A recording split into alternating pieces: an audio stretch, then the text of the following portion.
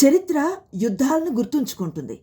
కానీ భవిష్యత్ ఆ యుద్ధాలను గెలిపించిన టెక్నాలజీని గుర్తుంచుకుంటుంది. ఈరోజు మధ్యప్రాచ్యంలో మనం చూస్తున్న యుద్ధం ఏదో తుపాకుల మధ్య జరుగుతున్న పోరాటం కాదు. ఇది అత్యాధునిక టెక్నాలజీతో జరుగుతున్నటువంటి యుద్ధం. శత్రువుకి దాడి చేయాలి అన్న ఆలోచన రాకముందే వాడెక్కడున్నాడో కనిపెట్టేగల సిస్టమ్. అవతల వాళ్ళు క్షిపణులు ప్రయోగించే లోపే ఆ ప్రాంతాన్ని నేలమట్టం చేసేగల సామర్థ్యం. ఈ తరహా అత్యాధునిక టెక్నాలజీ వెపన్స్ ఇజ్రాయెల్ దగ్గర బోలెడున్నాయి. వీటిల్లో ముందుగా మనం చెప్పుకోవాల్సింది యారో 3 గురించి. ఇది అడ్వాన్స్డ్ మిస్సైల్ డిఫెన్స్ సిస్టమ్ మాట.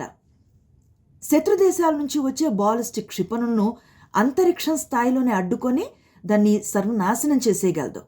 ఇక ఐరన్ బీమ్ది రెండో పాత్ర. ఇది సాధారణ గన్ కాదన్నమాట. లేజర్ కిరణాలతో పనిచేసే ఒక మిషన్. రాకెట్లు, డ్రోన్లు వంటి వాటిని ఒక కాంతి కిరణంతో బూడిద చేసేయగలదన్నమాట.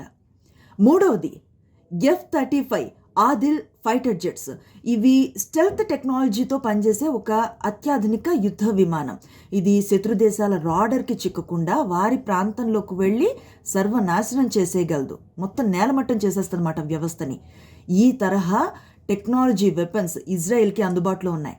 కాబట్టి చాలామంది నిపుణులు చెప్తున్నారు, ఈరోజు మనం మాట్లాడుతుంది యుద్ధం గురించి కాదు, టెక్నాలజీ ఎంత వేగంగా ముందుకు వెళ్ళింది అన్నది ఈ యుద్ధాల వల్ల తెలుస్తోందని.